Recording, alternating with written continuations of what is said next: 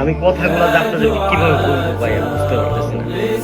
মানে একটা প্রতিষ্ঠানের অধিকাংশ ছাত্র এবং শিক্ষক সবাই সমকামী। আমি কি বলবো বুঝতে পারতেছি না ভাই। আমি কথাগুলো যখন শুনছি আমি অবাক হয়ে গেছি যে এটা কিভাবে সম্ভব। যে জায়গায় শিক্ষক থাকে ছাত্র শিক্ষা দেওয়ার জন্য, খারাপ পথ থেকে ভালোর দিকে আনার জন্য, ওই জায়গায় শিক্ষক নিজেই সমকামী, বাচ্চারা নিজেই নষ্ট করে ফেলাইতেছে। একটা মাসুম বাচ্চা সমকামিতার ব্যাপারে কি বুঝে, কিন্তু একটা নষ্ট শিক্ষক সমকামিতা বুঝাইতেছে।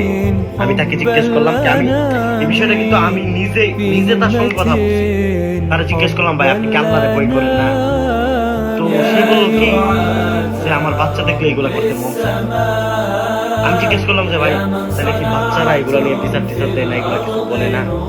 সে বলতেছে যে বাচ্চারা যদি দুইজন যদি রাজি না থাকি তাইলে কিরকম হয়, তার মানে বাচ্চারা নষ্ট করে ফেলাইছে।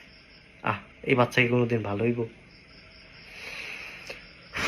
আমি চিন্তা করতেছি যে আমিও তো সন্তানের একজন বাবা, আমি আমার সন্তানকে কই লেখাপড়া করাম, কোন জায়গায় পড়াবো? এই দেশে তো অধিকাংশ হাইওয়ান বসবাস করে।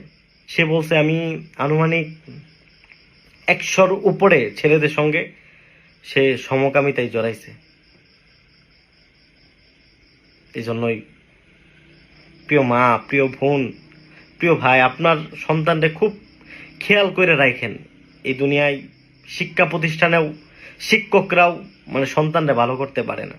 এই জন্যই আমি বারবার বলি যে আপনার সন্তানরা আপনি বন্ধুত্বপূর্ণ সম্পর্ক রাখেন, যেন আপনার সঙ্গে সবকিছু শেয়ার করে। কি বলবো ভাই, মানে আমি বাসা হারায় ফেলাইছি। এই জন্যই কোথাও না, কোনো স্কুলে মাদ্রাসায় কোনো জায়গায় আবাসিক না পড়ানোর চেষ্টা করবেন। আবাসিক না পড়ানোর চেষ্টা করবেন, ছেলে হোক মেয়ে হোক, কাউরে পড়াইবেন না আবাসিক। মানে কি বলবো ভাই, ওই কথাগুলো শোনার পরে আমার চোখ কপালে উঠে গেছে যে শিক্ষকরা ছাত্রদের সঙ্গে এরকম করতে পারে। মানে ভয়ঙ্কর তথ্য ভাই। অধিকাংশ আবাসিক প্রতিষ্ঠানগুলোতে এগুলা হয়।